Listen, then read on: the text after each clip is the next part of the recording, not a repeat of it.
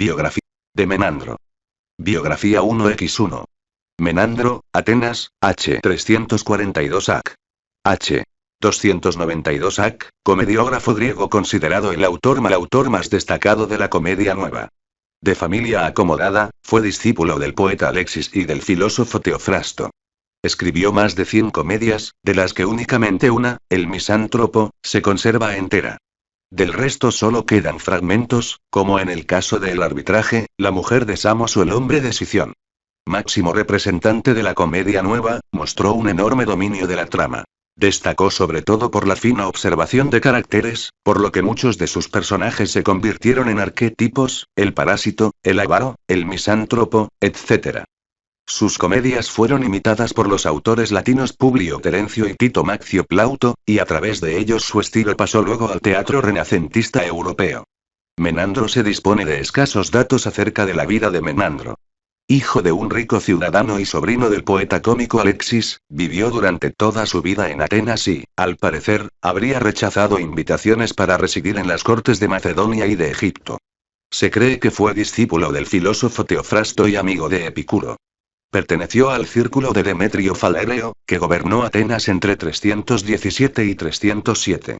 Según la tradición, Menandro habría perecido ahogado mientras nadaba en el puerto de El Pireo. Es muy probable que iniciara su carrera de comediógrafo hacia 321 con la comedia La ira, que no se conserva. Sus piezas teatrales tuvieron una aceptación limitada y, aunque escribió más de 100 obras, solo obtuvo 8 victorias en las fiestas dramáticas atenienses. Su reconocimiento como gran autor fue posterior a su muerte. Así, los eruditos alejandrinos distinguían a Menandro, junto a Filemón, entre los principales poetas que habían cultivado la comedia. El número de refundiciones que hicieron los escritores latinos es indicio de la consideración de Menandro por encima de los demás autores de la comedia nueva. Terencio tomó de él la intriga de 4 de sus comedias y Plauto se sirvió de otras 2 para Poenulus y Aulularia. La llamada comedia nueva, etapa que tuvo en Menandro a su máximo representante, tiene más relación con ciertos dramas burgueses de Eurípides que con los modelos de la comedia media que la habían precedido y que desarrollaron, preferentemente, temas mitológicos. Hacia la época en que vivió Menandro, la comedia ática, calificada como espejo de la vida, había comenzado a abandonar los asuntos públicos para concentrarse, en cambio, en personajes y caracteres de la vida cotidiana. Poco a poco se fue creando así una serie de tipos que se repetían con frecuencia. La cortesana, el padre severo, el parásito, el hijo descarriado, el soldado fanfarrón, el criado fiel, etc. Y, junto a ellos, se fueron perfilando caracteres como el supersticioso o el avaro. Los temas del teatro de Menandro, cuya comicidad se muestra más atenuada que en la comedia de Aristófanes, se centran siempre en casos individuales, la muchacha seducida, los celos en la pareja, que durante siglos serían típicos del teatro cómico clásico. Sus personajes son representativos de la vida cotidiana, no estereotipos, y se expresan en lengua ática, el idioma literario del mundo griego por aquella época. Una de sus características es lo poco que refleja las conmociones de la época, pese a que la vida del autor transcurrió durante uno de los períodos más agitados de la historia antigua.